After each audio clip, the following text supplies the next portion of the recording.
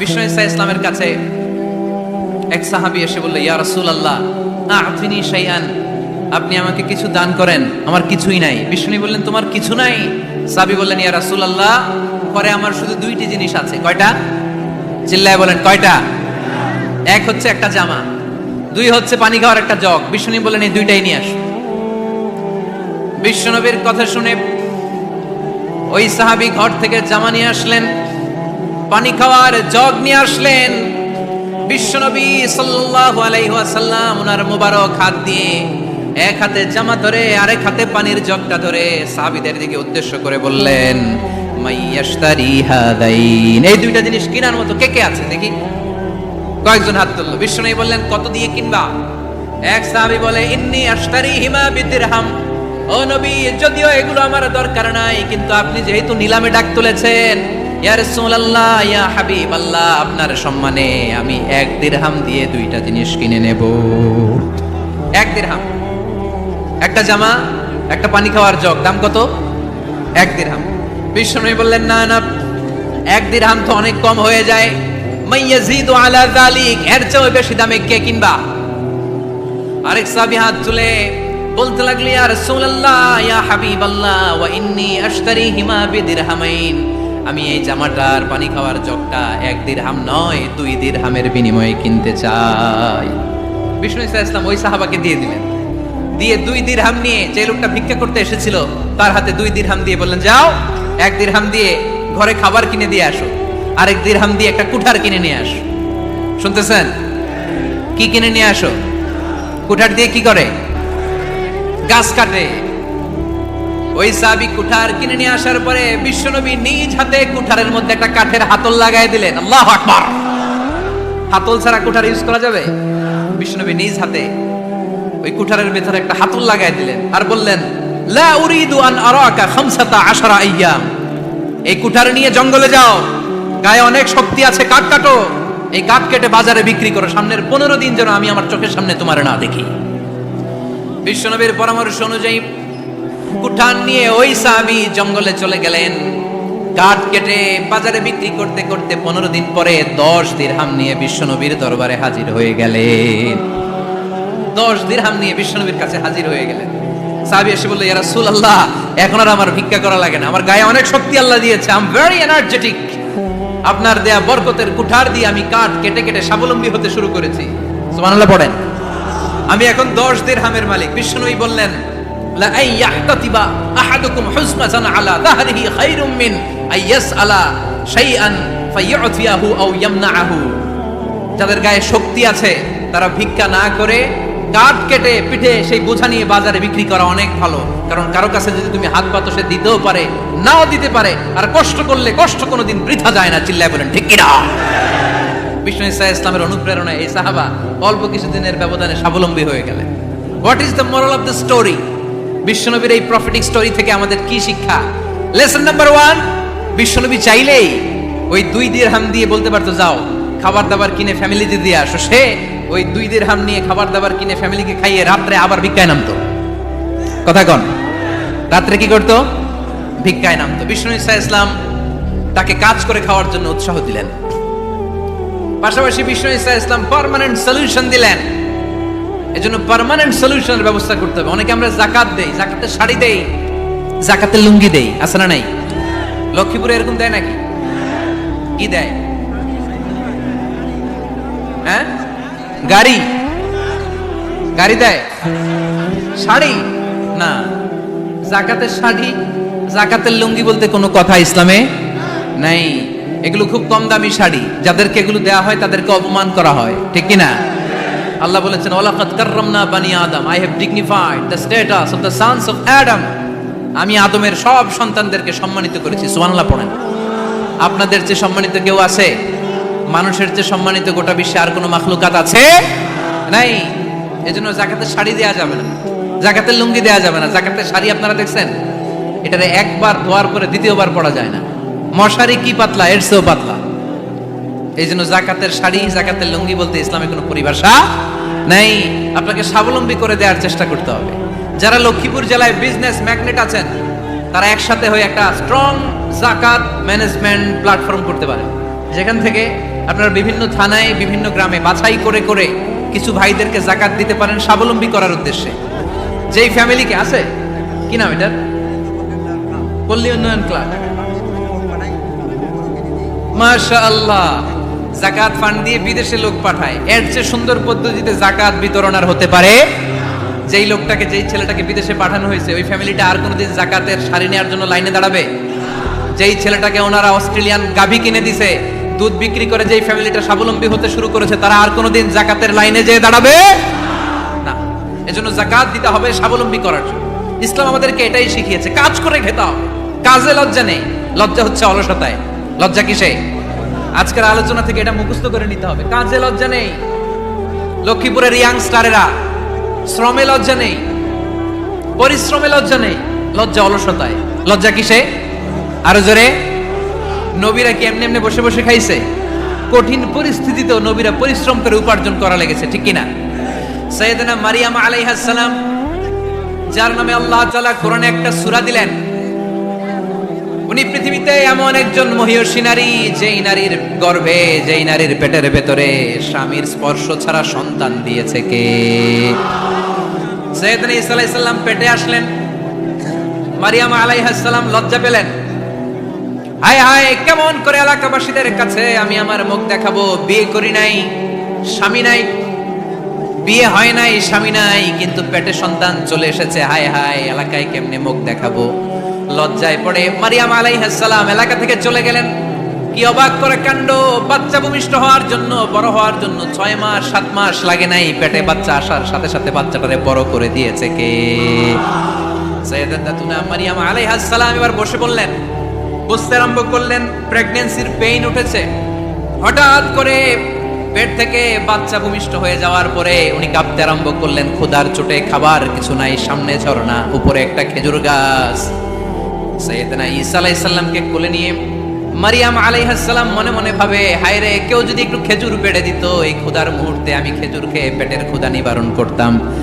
রব্বুল আলামিন মারিয়ামকে উদ্দেশ্য করে আয়াত নাজিল করে দিলেন, ওয়া হুজ্জি ইলাইকি বিজিযইন নাখলাতি তুসাকিত আলাইকি রুতাবান জানিয়া। কুরআন সাক্ষী, হুজ্জি ইলাইকি বিজিযইন নাখলা, এর মানে হচ্ছে মারিয়াম, কেউ পেড়ে দিবে না, একটু কষ্ট করে হাতটা উঁচু করে খেজুরের ডালা ধরে ঝাঁকুনি মারো, টষ্ট সে কাঁচা পাকা খেজুর নিচের দিকে পড়বে, তারপর তুমি তুলে খাবে। সুবহানাল্লাহ পড়েন।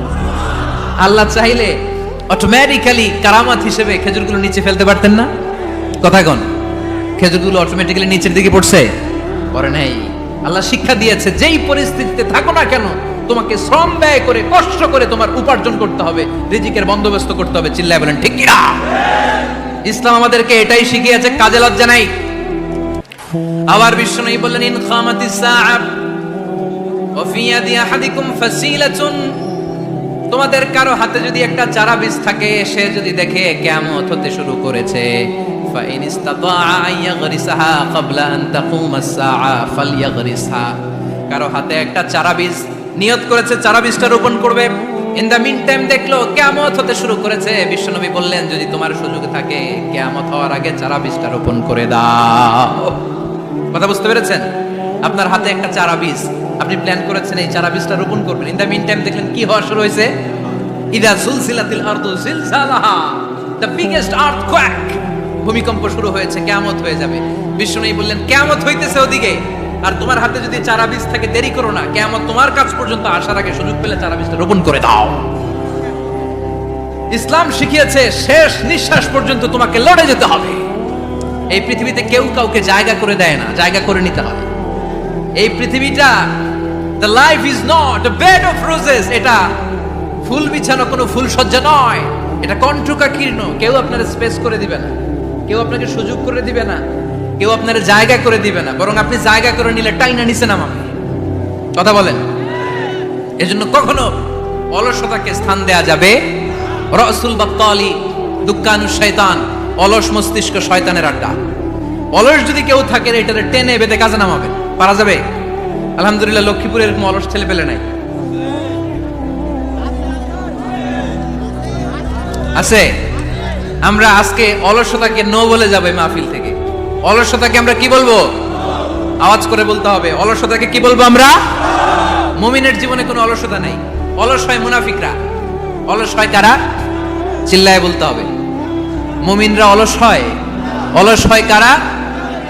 এজন্য কোরআনে আল্লাহ একথাও বলে দিলেন, ওয়াইদা কামু ইলাস সালাতি কামু কুসালা ইউরাউনান নাসা ওয়ালা ইয়াযকুরুনাল্লাহা ইল্লা কালিলা। সুবহানাল্লাহ পড়েন। মুনাফিকরা যখন মানুষকে দেখানোর জন্য নামাজে যায়, ওই নামাজে তাদের ইখলাস নাই, ওই নামাজের ভেতরে তাদের কোনো খুশু খুদু নাই, ওই নামাজের ভেতরে আছে শুধু অলসতা। ওই নামাজে কি আছে? কিন্তু আমরা যখন নামাজে যাই আমাদের অলসতা আছে?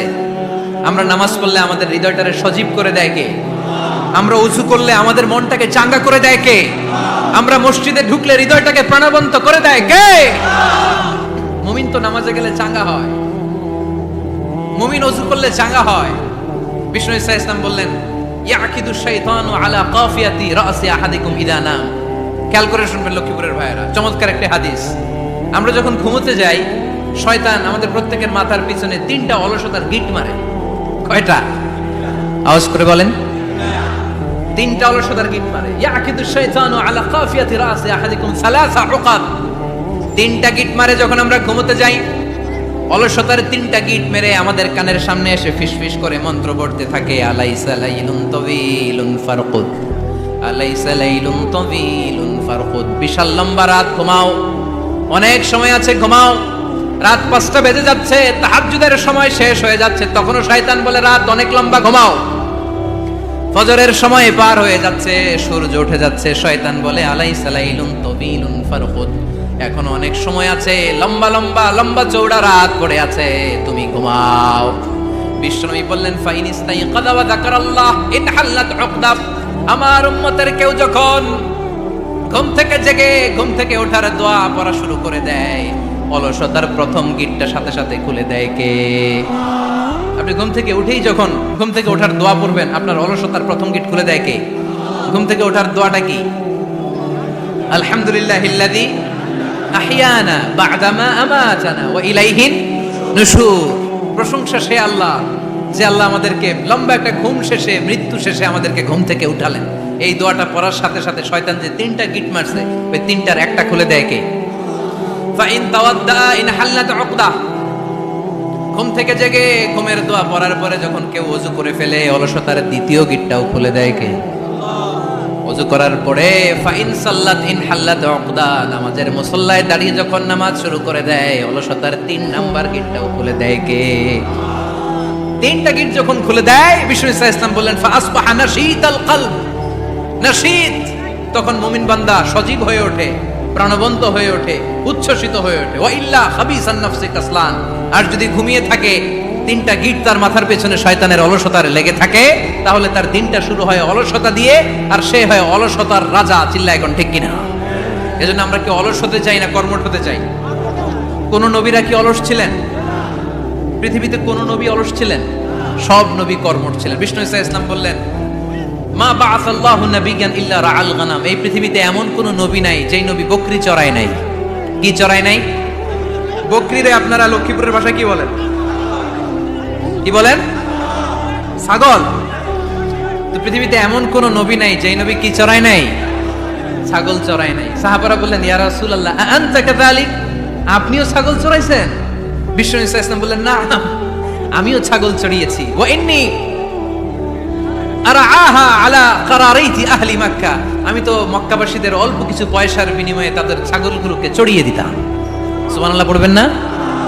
বিষ্ণু ঈসা ইসলাম ছাগল চড়াতেন। ছাগল চড়ানো সহজ কাজ না কঠিন কাজ? কেন কঠিন এটা? হ্যাঁ, টেরা খুঁটি মারে। হ্যাঁ, তো ছাগল যারা পালে তারা জানে ছাগল পালা কত কষ্ট। ওরে ডানে টান দিলেও কই যায়? রশি ধরে বায়ে টান দিলে কই যায়? সামনে টানলে কই যায়? পিছনে টানলে কই যায়? সারা সপ্তাহ আপনি সময় পান না এটার গোসল করাবেন। ভাবলেন আজকে জুমার দিন আমিও গোসল করি, এটার গোসল করাই। এটারে আপনি পুকুর ঘাটে নিবেন, টান দিয়েছেন, ওর বাপের কিরাও 1 ইঞ্চিও সামনে যাবে না। ঠিক কি না? এই টেরা প্রাণী আল্লাহর কি মহিমা! আল্লাহ তাআলা পৃথিবীর সবচেয়ে শ্রেষ্ঠতম মানুষদেরকে ছাগল চড়িয়ে ছেড়েছেন। ঠিক কি না? মা বাআসাল্লাহু নাবিয়্যান ইল্লা রাআল গানাম। এই পৃথিবীতে এমন কোন নবী ছিল না যে নবীরা ছাগল চড়ায় নাই। আল্লাহ বুঝাতে চাইলেন ছাগল চড়ানো অনেক কষ্টের কাজ, অনেক ধৈর্যের প্রয়োজন। এখন নবীরা তোমরা ছাগল চড়াও, কিছুদিন পর ছাগলের চেয়েও টেরা জাতি মানুষ চড়াইতে হবে। মানুষের মধ্যেও টেরা আছে না নাই? ভালো বললে ভালোটা বুঝে না, ডানে যেতে গেলে বায়ে যায়, বায়ে যেতে বললে ডাইনে যায়, এরকম আছে না নাই? সম্মানিত ভাইয়েরা, সমস্ত আম্বিয়া আলাইহিমুস সালাম ওনারা কর্মঠ ছিলেন। সাইয়েদনা আদম আলাইহিস সালাম নিজ হাতে চারা গাছ রোপণ করে চাষাবাদের কাজ করেছেন, সুবহানাল্লাহ পড়েন। সাইয়েদনা ইব্রাহিম আলাইহিস সালাম চাষাবাদের কাজ করেছেন। সাইয়েদনা দাউদ আলাইহিস সালাম নিজ হাতে যুদ্ধের জন্য যে পোশাক পরতে হয়, যেটা পরলে গায়ের মধ্যে ছুরি মারলেও ঢুকে না, ওই শিরস্ত্রাণ বানিয়েছেন, নিজ হাতে তলোয়ার বানিয়েছেন, সুবহানাল্লাহ পড়েন। সাইয়েদনা মূসা আলাইহিস সালাম ছাগল চড়িয়েছেন। সাইয়েদনা মূসা আলাইহিস সালামের মেজাজ নরম না গরম? নবীদের মধ্যে সবচেয়ে বেশি মেজাজওয়ালা নবী ছিলেন মূসা আলাইহিস সালাম। উনিও 8 থেকে 10 বছর সাইয়েদনা শুআয়ব আলাইহিস সালামের এরিয়াতে ছাগল চড়িয়েছেন। চিল্লায়ে বলেন সুবহানাল্লাহ। এজন্য নবীরা যেহেতু কাজ করেছেন, কর্মঠ ছিলেন, আমরাও কর্মঠ হব, ঠিক কি না?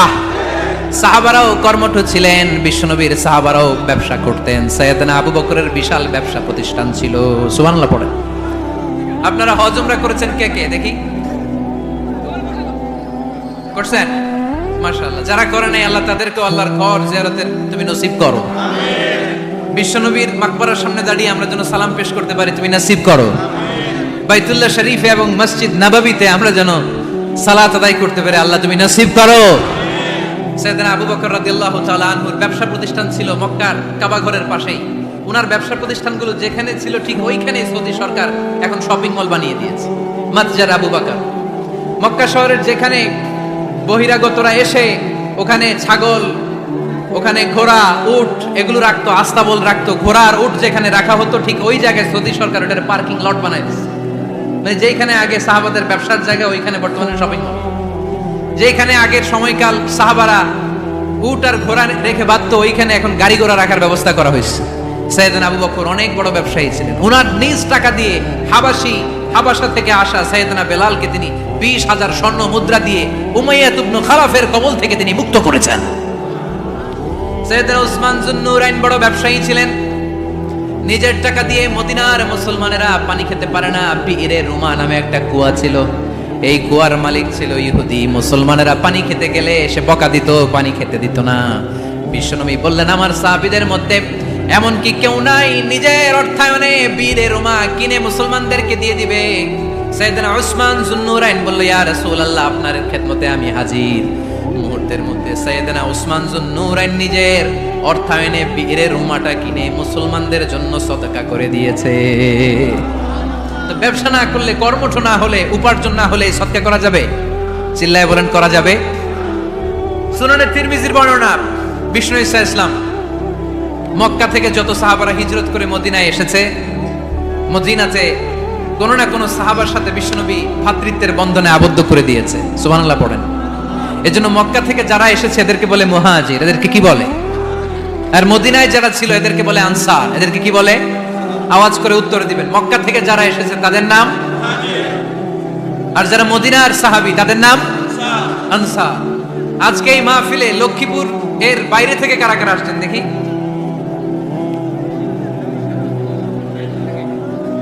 মাশাআল্লাহ, মাশাআল্লাহ, অনেক আসছে। আল্লাহ ভাইদেরকে তুমি কবুল করো, হাত নামান। এই যে লক্ষ্মীপুরের বাইরে থেকে যে ভাইরা আসছে তারা লক্ষ্মীপুরের মেহমান, ঠিক কিনা? মক্কা থেকে হিজরত করে যে সমস্ত সাহাবারা এসেছিল তারা ছিল মদিনার মেহমান। বিশ্বনবী এক এক মক্কার সাহাবীকে মদিনার এক এক সাহাবীর সাথে ভ্রাতৃত্বের বন্ধনে আবদ্ধ করে দিলেন। আব্দুর রহমান ইবনে আউফ রাদিয়াল্লাহু তাআলা আনহু, ওনার সাথে ভ্রাতৃত্বের বন্ধনে যে সাহাবীকে বিশ্বনবী আবদ্ধ করে দিলেন ওনার নাম হচ্ছে সাআদ ইবনে রাবিয়া। কি নাম?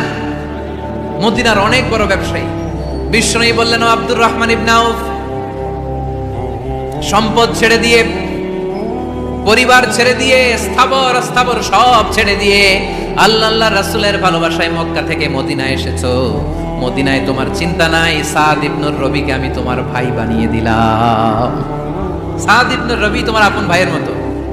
সাদ ইবনে রবি বলল আব্দুর রহমান, জীবনে তোমারে কোনোদিন দেখি নাই, তোমারে আমি চিনি না, তোমার নাম শুনি নাই, কিন্তু বিশ্বনবী তো তোমার দায়িত্ব আমাকে দিয়েছে। আমার চেয়ে বড় ধনী এই মদিনার মধ্যে দ্বিতীয় কেউ নাই। আজ থেকে তুমি আমার ভাই, আজ থেকে তুমি আমার কি?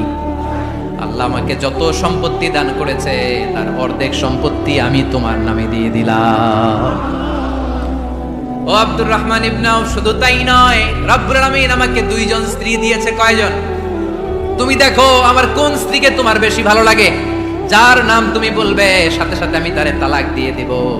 তার ইদ্যত পালন শেষে তুমি তাকে বিয়ে করে তোমার সাথে নিয়ে যাবা। সুবহানাল্লাহ পড়ো।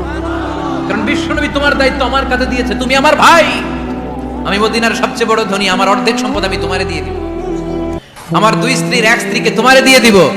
সাইয়েদনা আব্দুর রহমান ইবনে আউফ এই কথা শুনে অবাক হলেন। অবাক হয়ে উনিও এক অবাক কথা বললেন। উনি বললেন, লা হাজাতা লি ফি ইয়া আখি, ও আমার প্রাণের ভাই, তোমার কথা শুনে আমার হৃদয়টা ভরে গিয়েছে, কিন্তু তোমার সম্পদেরও দরকার আমার নাই, তোমার স্ত্রীরও দরকার আমার নাই। বারাকাল্লাহু ফি মালিক ওয়া লি আহলিক, আল্লাহ তোমার মালেও বরকত দেখ, তোমার সম্পদেও বরকত দেখ। তুমি শুধু একটু কষ্ট করবা। কি কষ্ট? দুল্লানি আলা সুক, show me the way to the market. তুমি মদিনায় কোনো মার্কেট আছে কিনা, শপিং মল আছে কিনা, ব্যবসা প্রতিষ্ঠান আছে কিনা আমারে দেখায় দাও। সুবহানাল্লাহ পড়ে। আমরা হইলে কি করতাম? লক্ষ্মীপুরে যারা আসছে এদের একজনের যদি বলা হয়, ভাই আপনি এখন থেকে লক্ষ্মীপুরের ভাই, আমার অর্ধেক সম্পদ আপনারে দিয়ে দেব, কি করবে? পায়ের উপর পা তুলে খাবে আর বলবে কি আনন্দ আকাশে বাতাসে, ঠিক কিনা? এরপর যদি বলি, ভাই আমার দুই বউ যেটারে সুন্দর লাগে বলেন তালাক দিয়ে দেই, নিয়ে যান, কি বলবে? কি আনন্দ আকাশে বাতাসে। আল্লাহ রাসূলের সাহাবী আব্দুর রহমান ইবনে আউফ বললেন, লা হাজাতা লি ফি, আমার দরকার নেই। দুল্লানি আলা সুক, just show me the way to market, এখানে মার্কেট কই আছে দেখায় দাও। অবাক হয়ে গেলেন সাদ বিন রবিব, বললেন, ও আব্দুর রহমান ইবনে আউফ, ঠিক আছে তুমি যদি নিতে না চাও তোমারে আমি জোর জবরদস্তি করব না। শুনে রাখো, মদিনাতে ইহুদিদের কয়নুকার একটা বাজার আছে। এই কথা বলার সাথে সাথে আব্দুর রহমান ইবনে আউফ চলে গেলেন। এর পরের দিন অল্প কিছু পনির আর ঘি দিয়ে ব্যবসা শুরু করলেন। পনির আর ঘিয়ের ব্যবসা করতে করতে করতে করতে ব্যবসায় তিনি এত লাভ করলেন, উনি বললেন, আমি যদি কখনো মদিনার বালুর মধ্যে হাত দিতাম ওই বালুটারও সোনা বানায় দিত কে? দুল্লানি আলা সুক, লক্ষ্মীপুরের কর্মঠ যুবক ভাইরা, এই আব্দুর রহমান ইবনে আউফ আমাদের প্রেরণা। উনি অন্যের ঘাড়ে পাড়া দিয়ে খেতে চায় নাই, আরেকজনের উপর ডিপেন্ডেন্ট বা নির্ভরশীল হতে চায় নাই। তিনি স্বাবলম্বী হওয়ার শিক্ষা, লেসন কিয়ামত পর্যন্ত গোটা বিশ্বের যুবকদের জন্য রেখে গিয়েছে। চিল্লায় বলো ঠিক কিনা? দুল্লানি আলা সুক, show me the way to market. Market কোথায় দেখাও। পনির আর ঘি নিয়ে ব্যবসা করতে করতে কয়েক মাসের ব্যবধানে ইতিহাস সাক্ষী সাইয়েদনা আব্দুর রহমান ইবনে আউফ মদিনার বিশাল বড় বিজনেস ম্যাগনেটে পরিণত হয়ে গেলেন। চিল্লায় পড়েন আল্লাহু আকবার। এজন্য ব্যবসার ভিতরে বরকত ঢুকিয়ে দিয়েছে কে? বিষ্ণু বললেন, আত-তাজির আস-সাদুকাল আমিন মা'আন নাবিয়্যিন ওয়াস-সিদ্দীকিন ওয়াশ-শুহাদা'i ওয়াস-সালিহিন। আমানতদার ব্যবসায়ী তারা সাধারণ কোনো মানুষ নয়, কিয়ামতের দিন নবীদের সাথে হাসর হয়ে যাবে। আপনারা যারা ব্যবসা করেন, এটা সাধারণ বিষয় নয়। বিষ্ণু ইসলাম নিজেও ব্যবসায়ী ছিলেন। ওনার জীবনের প্রথমে তিনি খাদিজা রাদিয়াল্লাহু তাআলা আনহার ব্যবসার স্টাফ হয়ে কাজ শুরু করেছেন, এরপর নিজে ব্যবসা শুরু করেছেন।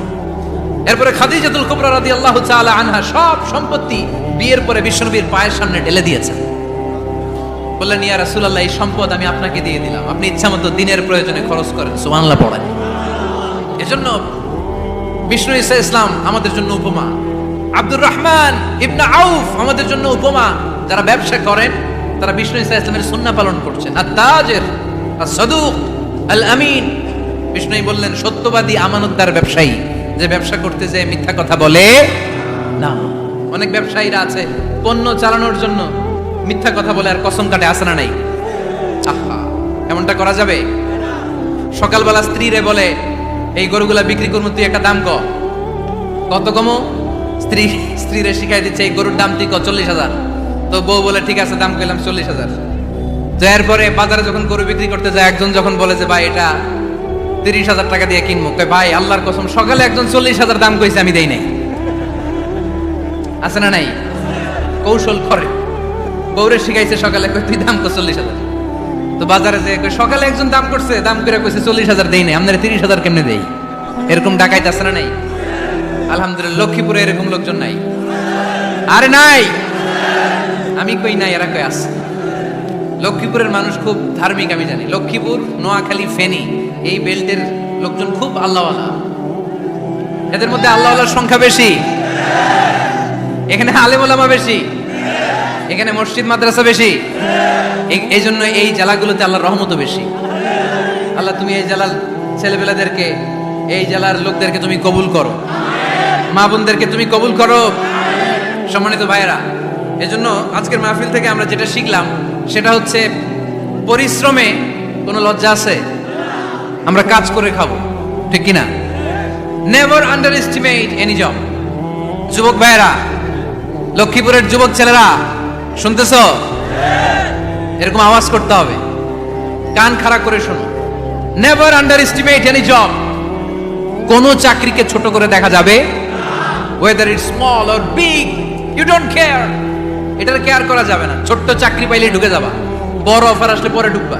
এটা ছোট কাজ, এটা হোটেলের ওয়েটার, এটা ছোট্ট স্টাফ, এটা কেরানি না।